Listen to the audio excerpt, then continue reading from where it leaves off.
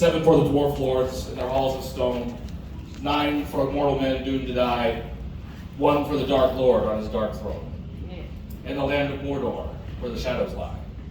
1 ring to rule them all, 1 ring to find them, 1 ring to bring them all, and in the darkness bind them, in the land of Mordor, where the shadows lie.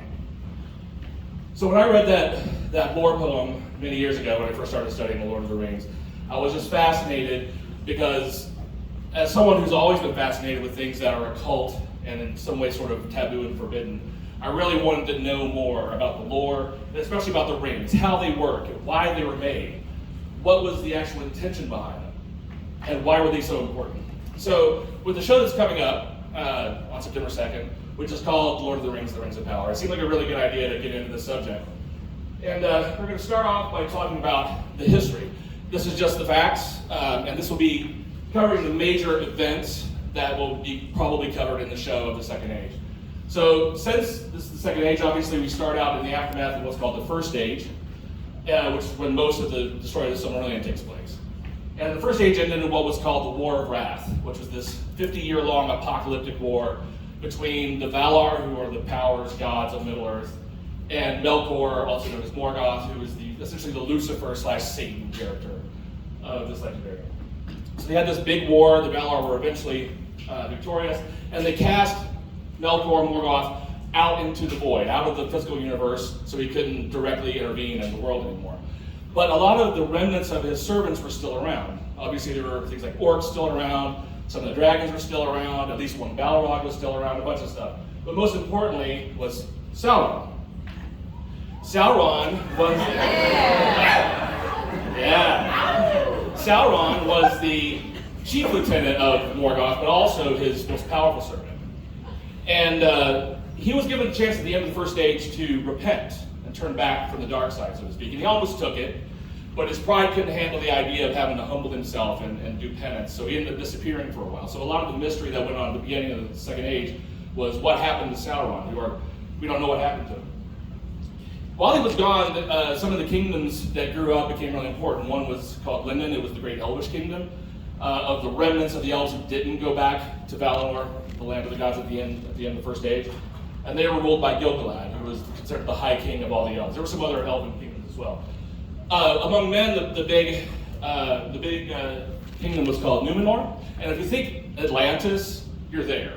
It's basically Atlantis. And it was founded by the descendants of the men who had fought against Morgoth in the First Age. As a reward, they were given the land of Numenor, and they founded essentially the greatest human civilization that ever existed.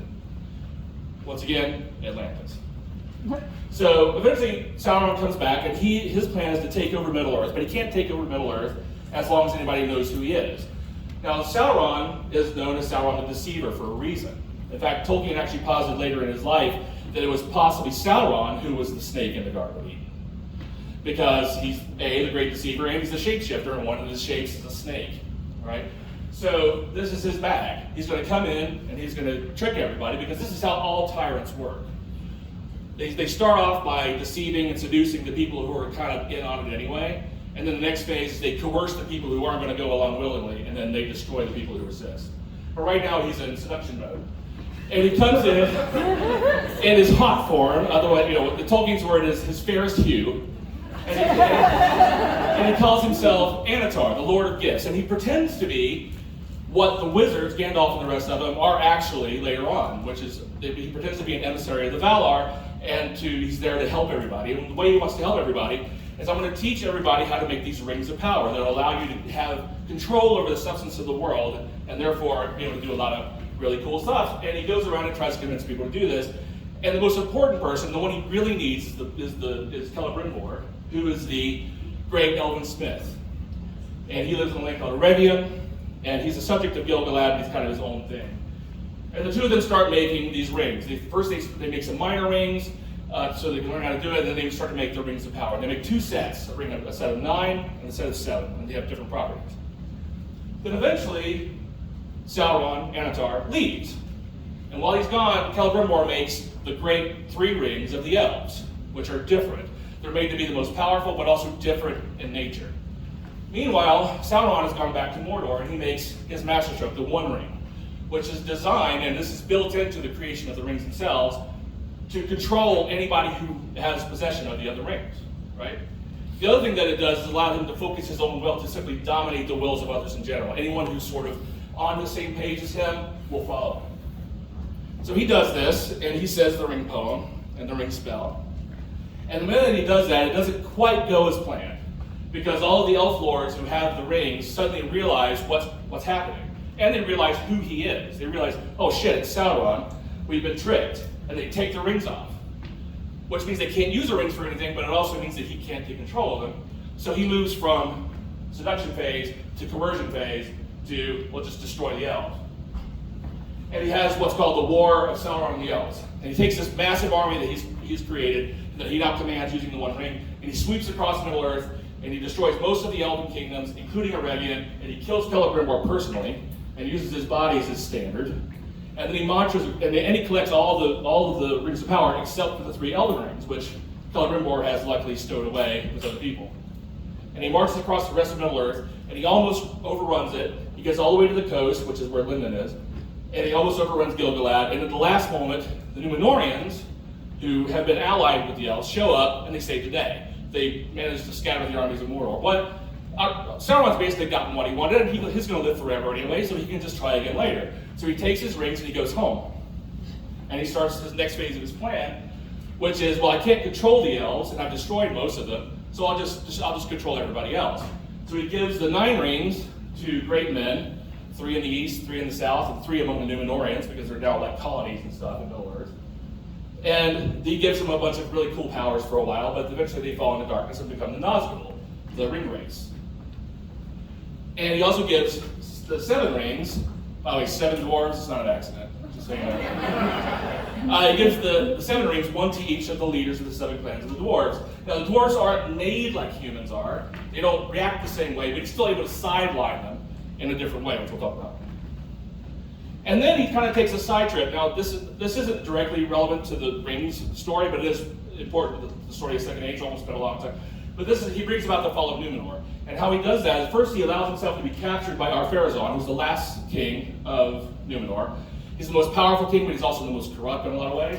And he allows himself to be taken back to Númenor, but deceivers are going to deceive, and he starts to talk to Ar-Pharazôn until he becomes his chief advisor, and he starts to tell him all the things he wants to hear. Yes, you do deserve to live forever. Yes, you do deserve to rule the world, and so on and so forth.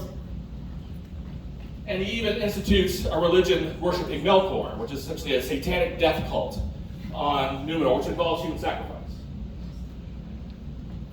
Eventually, he makes his final plan, and he convinces Ar-Pharazôn that the way to live forever and the way to rule the world is you got to go to Valinor with your army and attack it and take those things from the Valar by force.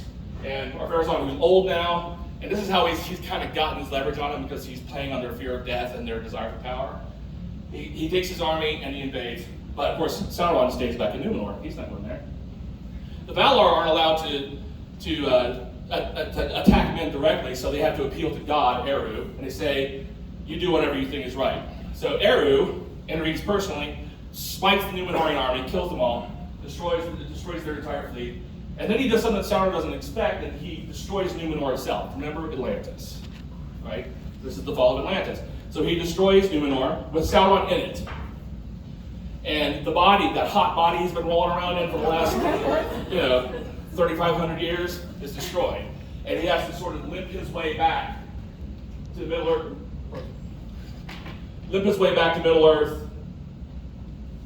And the only body that he can now create is this horrible body of the ultimate tyrant, because that's who he is now. His maliciousness has embodied itself, has manifested itself in this form. He eventually attacks the kingdoms that are started by the remnants of the Númenóreans, and that precipitates the War of the Last Alliance, which the remnants of the Númenóreans and the elves that are left get together and have this final showdown with Sauron. They have a 7-year-long war in Mordor, and that culminates in a big battle that's on the slopes of Mount Doom. And the High Kings, Elendil for the men, Gil-galad for the elves, along with Elendil's son Isildur, Elrond, who you might remember, and Círdan the Shipwright, have a 5-on-1 fight against a god.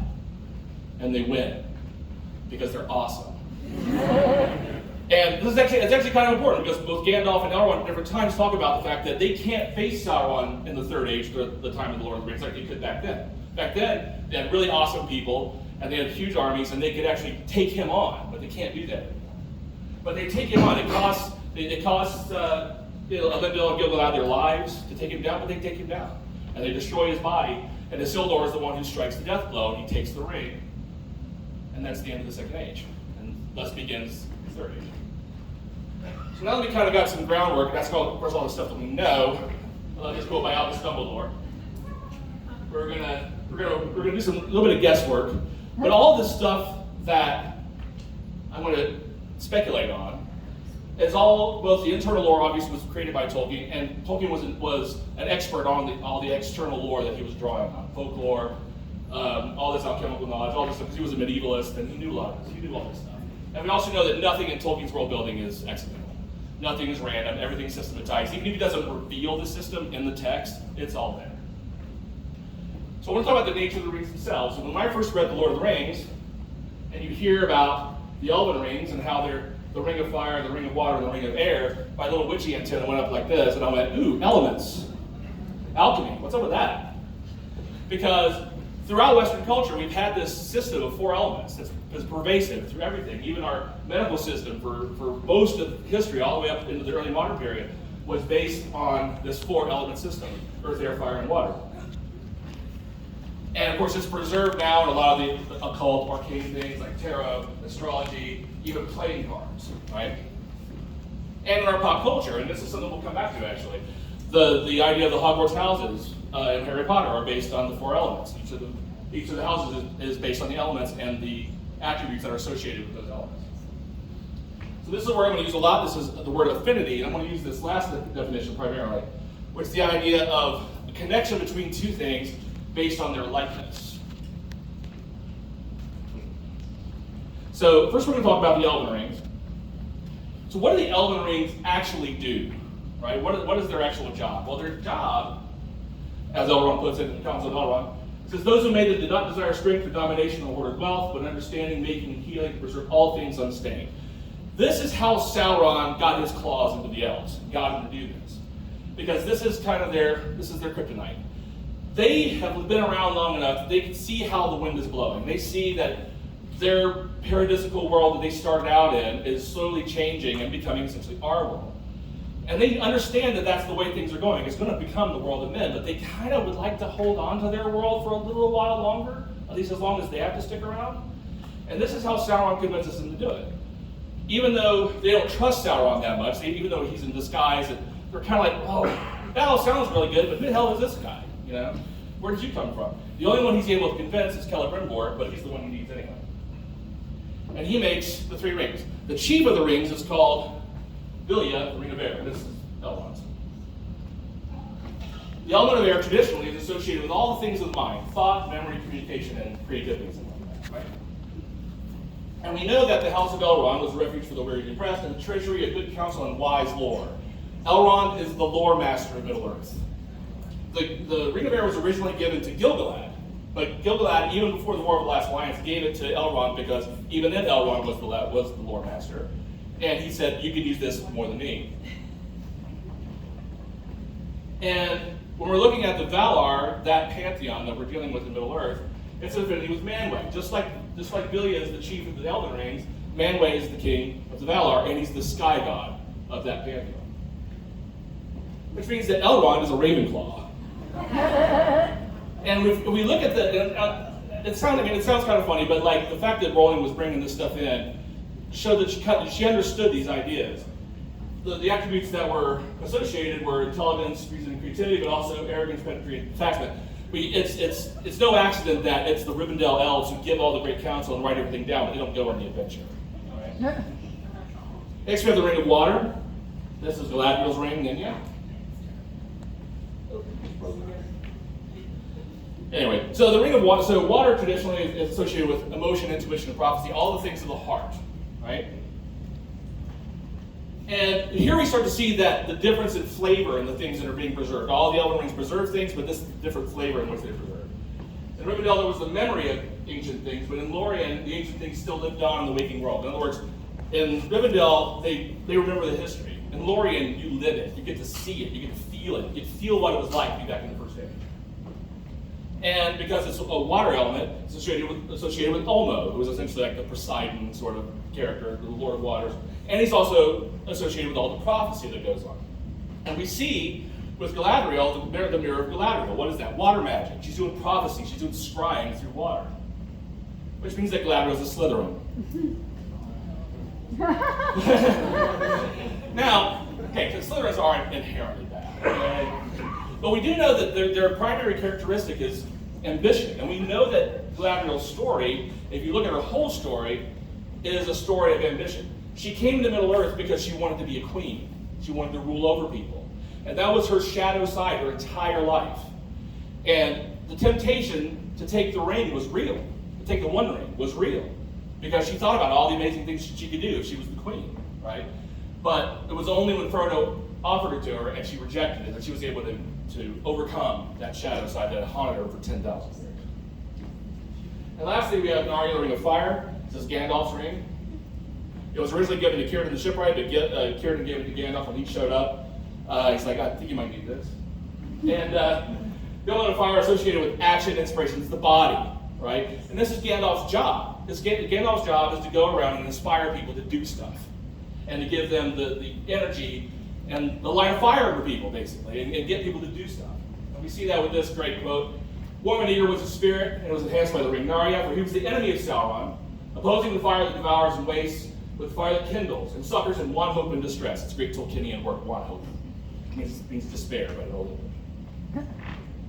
This makes it an affinity with Varda. Varda was the queen of the Valar, and she was associated with light, but also especially with fire. It makes it a Gryffindor. So he would fit right in with Dumbledore, of course, was also a Gryffindor. And you see this courage ideal, this is Gandalf, right? But also volatility. How many times does he yell at people and call them fools of Took and all this kind of stuff, right? He's quick to anger and quick to laugh, we hear in his funeral speech, right? But he's the fiery guy. And of course, all this fire magic that he does. In fact, in tarot, here's a fun fact. In tarot, the element of fire is represented by the wands or the staffs. So Gandalf's name literally means wand elf. So that is the question. What's the rings of Earth? You have this 4-element system. What would be the rings of Earth? So we get a little more speculative here. And my supposition is that the rings of Earth are the 7 themselves. The 3 rings of the elves are designed to match and power all of these rings put together. So the 7 are the rings of Earth. And the element of Earth is associated with wealth, family, and career. That's the dwarves, right? All of the external attachments of one's life in both their positive and negative aspects.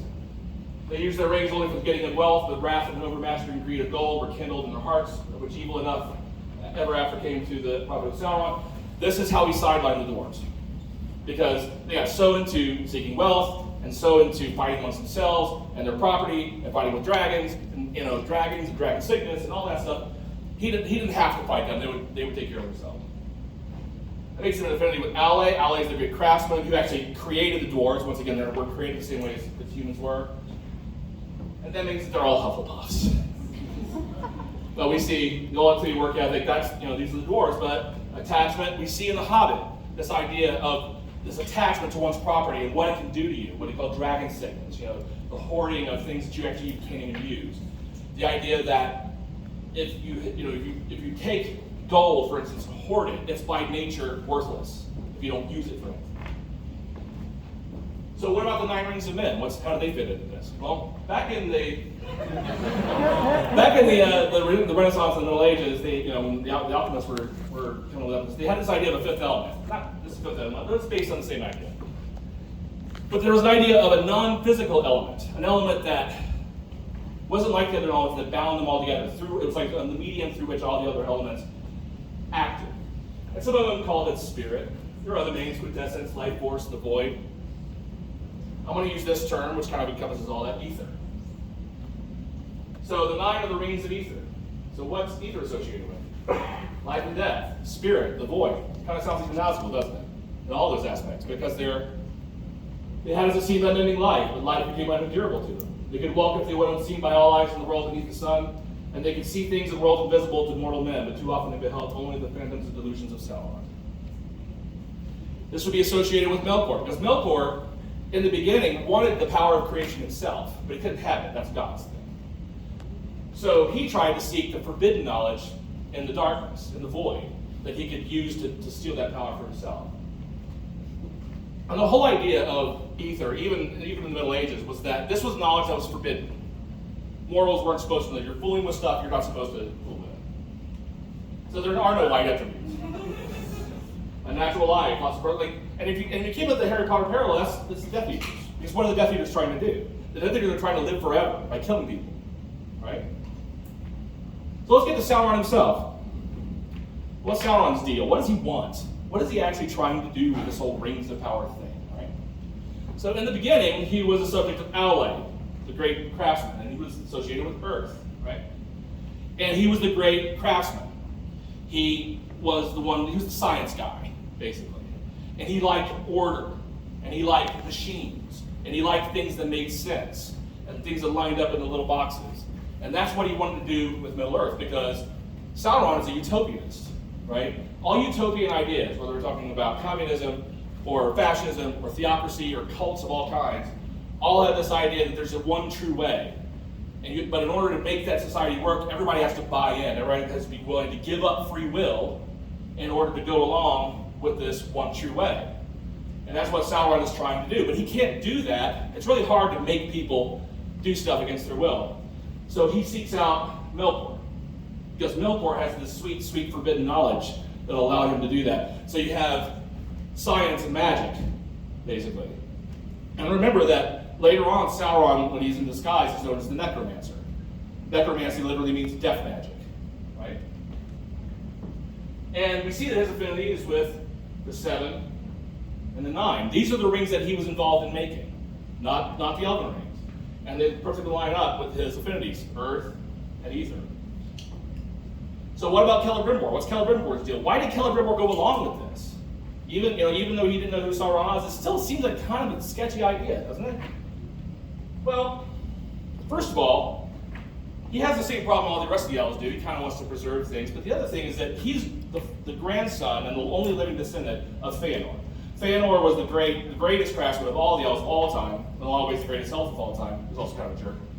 But he's his last living descendant. Feanor was known for making a lot of great things. His greatest work was the Silmarils, the 3 Silmarils. The Silmarils is named after, right? Celebrimor has inherited most of his grandfather's talent, but he hasn't done his great work yet. So he's tempted by the idea that Anantar can teach him how to make his great thing. And once Anantar has taught him everything apparently he has to teach him, and he goes away, he has the chance to make his great work. And just like his grandfather makes the 3 Silmarils, he makes his 3 great rings. But because he's been watching Anantar make all of these rings with all this earth and death magic, basically, he says, I'm going to balance this out. I'm going to make them just as great as all those rings put together, but they're going to balance out the elements, air, water, and fire. So what does Sauron have to do? He has to make the One Ring. What's the point of the One Ring? It's to override other people's free will. Because you can't have a utopian society if people think for themselves. So he makes the One Ring. Now, he has no affinity with those elven elements, so he has to basically beat it down with brute force. So he has to put an enormous amount of his own self, his spirit, his soul, his intention, his will, however you want to say it, into the ring to focus it on this one task, which is to dominate the wills of others. The other ring bearers specifically and directly, but also to be able to dominate the wills of others generally. Anyone who's sort of on the same path or in the same mindset as him, he can command his armies. And you see this even in the Lord of the Rings. Once the ring is destroyed, all his armies run for the hills, right? So you have this divide between the rings that Sauron made and the rings that Celebrimor made. Air, water, and fire, earth, ether, and the ring of will, One Ring. One thing that's really, when I first made this, it kind of jumped out at me, is that Celebrimor's rings all have names. And they all are associated with particular people, right? Whereas Sauron's rings are just numbers. They're just tools. They're just a means for him to get what he wants. TK 421, why are you not at your post? Anytime you take a thing that has a name and make it a number, it's never a good thing. Right? So, the elves finally learned their lesson. After going through the Second Age and a lot of the Third Age, they finally realized this whole Rings of Power thing was a really bad idea. Even though they were able to do a lot of cool things with the rings, and in a large way they were able to resist Sauron through the rings, the whole idea was just a bad idea. Partly just because it was Sauron's idea, but also they're going against what they know to be true about the way the world works. And we see Elrond, the first part of this we've already talked about. This is his regret during the Council of Elrond, where he says, these things, the preservation of all these things, they some measure gain, though with sorrow, but all that has been wrought by those who wield the three, the Elven rings, will turn to their undoing, and our minds and hearts will become revealed to Sauron regains the one. They opened their hearts and themselves to the Dark Lord by buying into this shortcut. It would have been better if the three had never been. So who do you turn to when you need to save the world from these terrible things that you created? You need to turn to the one group of people who don't want any of those things, who don't want power, who don't want wealth, who don't want to know everything. You turn to hobbits who are happy and content in their own lives. You turn to Bilbo, right? You turn to Frodo, Sam, even Gollum. Because even when Gollum has the one ring, the ultimate power in the world, he doesn't try to rule the world. He just wants to eat fish and be left alone. And it's ultimately Gollum who actually destroys the ring through his own greed and his own malice. But that's how providence works, right? So this is from the end of the Silmarillion. This is talking about the Battle of Blackgate. There at the last they looked upon death and defeat, and all their valor was in vain, for Sauron was too strong. Yet at that hour was put to the proof that which Mithrandir, Gandalf, had spoken. And the help came from the hands of the weak when the wise faltered. For as many songs have since sung, it was the Perianath, the little people, the hobbits, dwellers in hillsides and meadows, that brought them deliverance. For Frodo the halfling, it is said, at the bidding of Mithrandir, took on himself the burden, and alone with his servant, Sam, of course, he passed through peril and darkness, and came at last in Sauron's despite even to Mount Doom. And there into the fire where it was wrought, he cast his great beam of power, and so at last it was unmade and its evil consumed. So when Frodo and Gollum and Sam destroyed the One Ring, they didn't just save the world from Sauron, and they didn't just save the world from the One Ring. They saved the world from all of the rings of power. And that's one of the morals of the Lord of the Rings. Thank you for listening.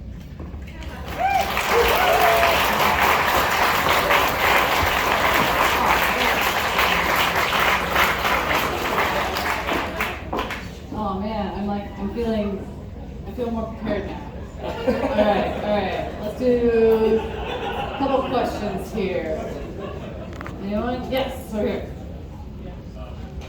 Given that Tolkien himself was a devout Catholic, admitted himself that the Lord of the Rings was an attempt to develop a sort of mythology for Western Europe. Right. To what degree do you personally believe that, given the message of his work, that faith in a higher power is necessary to combat the Well, 100%. I've talked about this in some other talks. There's actually two words in Sindarin Elvish that mean hope. Don't generally translate to hope, right? There's Amdir and Estel. If you've read the books, we know that Estel was the name of Aragorn who was growing up. Amdir is the kind of hope that's like, I hope this good thing happens, or I hope this bad thing doesn't happen. I hope they get the job. I hope I don't get sick. Blah, blah, blah. Estel is more like faith. It's, I'm going to do my part and trust that there's a plan that Providence will provide, and that even if it doesn't work out for me, the plan is still good and it's still working. And that's essentially what Gandalf, when he makes the pitch for them to do this go to Mordor secretly thing, which, by the way, is stupid by any stretch of logic, and they admit it. This is stupid. The idea that we're gonna, like, that famous Boromir line from the movies, you can't just walk into Mordor. Yeah, that's a thing, right? But they're trusting because of all these coincidences that have happened. The fact that Bilbo found it at all. The fact that he passed it to the one guy who could resist it for the longest. The fact that Gandalf got involved and managed to keep it secret. All of these things that have happened that seemed like luck. Well, they're not luck. They know how shit works. So they go, yeah, I see the writing on the wall. I see how the music is playing. Obviously, we're meant to do this. We don't have no idea how we're going to accomplish it, but we're just going to try. And that was basically Frodo's commission. His commission wasn't to go destroy the ring.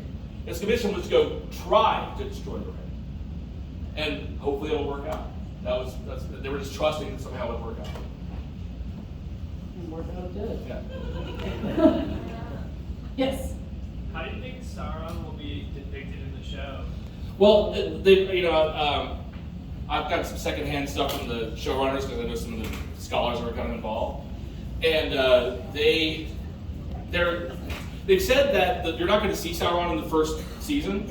You're going to see his influence. I wanted to see his face. Just remember how I was talking about like how all tyrants have their first phase is that seduction phase, right? You get all the true believers going. We're going to see his true believers way before we ever see him, because he can't reveal himself. Sauron's problem, and one of the motivations for the whole Rings of Power project is the fact that he himself, even though he is like a god basically, and he's incredibly powerful individually, his potential enemies collectively are more powerful than he is, because they have big armies and they're also pretty awesome themselves, right? So he could go against them, but it would be kind of a toss-up. He has to do this whole tricking thing. He has to do the whole deception thing. And also, they're never going to follow him. They spent 500 years following him and fighting him in the first age. He did a lot of terrible things, especially to Galadriel's family. That's why Galadriel has such a grudge against him. He doesn't even try it out with Galadriel. Like, he doesn't even try to fool her. He just avoids her, right? Because she's awesome. But he has to do this by stealth. He has to come in with a false name and a false pretense, and get everybody to fall under these false pretenses in order to get them to do what he wants. Once he does that, then he can say, "Look, I'm awesome. I'm Sauron." Actually, he never called himself Sauron because that's a bad name. It means the abhorred, and it was given to him. But he's it's like, "Hi, I'm awesome. I'm the Dark Lord. You should all bow down and worship me." But he can't do that until he has control of her. Yeah, let's hope to see him. All right, one more. Yes. Has J.K. Rowling directly referenced that the Lord of the Rings influenced Harry Potter? Yeah. I've had this weird fantasy that I would love to get George R. R. Martin, Yes. J.K. Rowling, Neil Gaiman, and Stephen King in a room, and let's all discuss Tolkien. Because they're all obviously hugely influenced, and by their own admissions, And I'd love to get that crew together to talk about how that'll work. But you see it a lot of stuff. Like the idea of the Horcrux. It's kind of like the idea of what's behind the One Ring. And even the fact, this is actually important, I didn't talk about this at the talk. When Sauron does the One Ring thing, yeah, it gives him a lot of power, but it's also an enormous risk. Because A, it binds him to his physical form, because he can only wield the ring as long as he's wearing it, right? So if his physical form is destroyed, he's vulnerable, he can be taken down. He's really tough, he's really, really big and really, really powerful, but he can't be taken down physically. If it bleeds, it can be killed, right? Also, if the ring is taken from him, all that power that he's put into it can be used by somebody else, somebody awesome, like Galadriel. And if the ring is destroyed, it not only destroys his power permanently in the world, but also destroys all the rings. All the rings of power their power is destroyed. So it's an enormous risk for Sauron to try this. It's the same thing with like the Horcruxes in Harry Potter. You're putting yourself at risk in order to live. Yes, you're going to get a benefit from it. But if somebody destroys that, not only are you're now vulnerable, you're actually weaker than you were before. And and by the way, that's the distinction that Tolkien makes between magic and power, right? When you have people like, say, Galadriel or Gandalf, the power that they're exercising is their own native strength. This is what's in them, right? They're not doing anything external. They're just exercising their own power. Magic, because Catholics, magic's bad, sorcerers are bad, right? What they're doing is they're exercising someone else's power or something else's power. That always comes with a cost or a risk. And Sauron pays for it. He takes the risk and he pays for it. Evil always destroys itself. Yeah. I feel like that's what we have to end on. Like, yeah. All right, well, give it up for Tony Meade, guys.